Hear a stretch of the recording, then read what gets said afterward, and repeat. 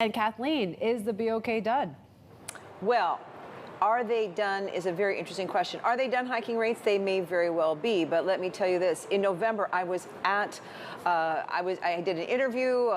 Governor Yi joined us at the Bloomberg Bureau in Seoul, and he made it very clear that once they stop hiking rates, don't expect them to start cutting them. They are going to have to keep rates high for some time. And I think that's going to be a tricky question with all of these central banks and with investors and with consumers, you know, and businesses. Is it okay just to keep those rates higher? Would you like to see them come down? Now, as for their forecast, they just ever so slightly lower the GDP forecast, 1.7, that's what they saw in November, to 1.6 for the year. CPI, 3.5 versus 3.6, so it still doesn't get to target. Target is just around 2%.